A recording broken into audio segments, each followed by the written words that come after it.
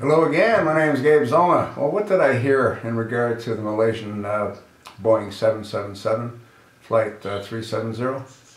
This is the 26th of March 2014, almost 3 weeks after the event took place. And all we're hearing is that garbage keeps getting sighted in the oceans by satellites. And then ships are being dispatched to the site of the garbage. We've had not one shred of evidence that that airplane was lost at sea. Not one shred of evidence.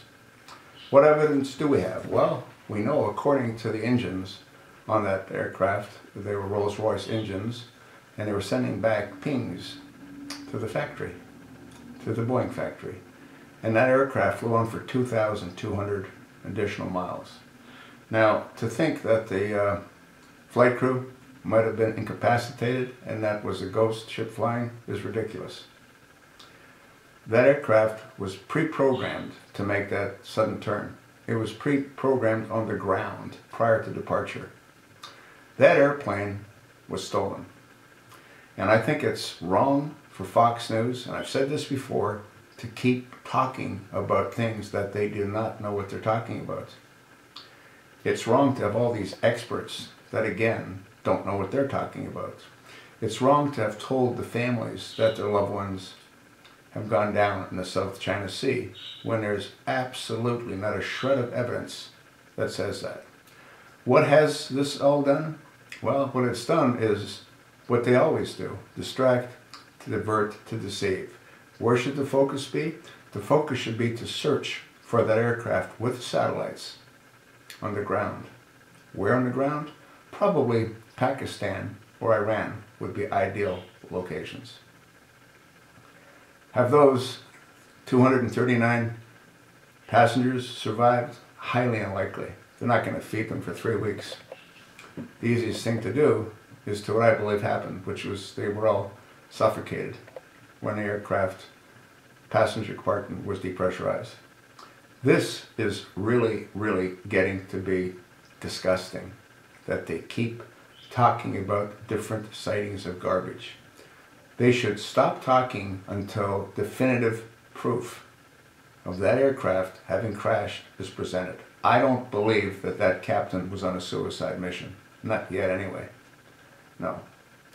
They accomplished their objectives. They've stolen the aircraft, and it will be used as a delivery platform to scatter the radioactive material that this administration has allowed Iran to continue to produce. You think maybe the simple fact that Valerie Jarrett's an Iranian might have had something to do with this administration allowing them to do that? I don't know. But I'll tell you what, I'm getting real sick and tired of listening to people talk about things they have no clue as to what they're talking about. Let's wait and see. When you've got definitive evidence that that plane crashed in the ocean, then we'll listen to you. Until then, the search should not be set aside for that aircraft on the land, because that's where it is, folks. That's what I believe, and that's what I believed all along. Once again, if that airplane would have gone into the ocean, the ELTs would have gone off. They never went off. Fox News started talking about the ELTs after I sent them my suspicions as to what took place, as I did with KFYI, the radio station. The ELTs did not go off connecting with the satellites. They would have if that plane would have crashed. It didn't crash. It's still intact. And when those engines fire up again, unless they've been able to remove whatever electronic component sends that signal back to the factory, those engines will again be speaking to Boeing aircraft factory every 30 minutes that they're producing power. You think not? Well, we'll see.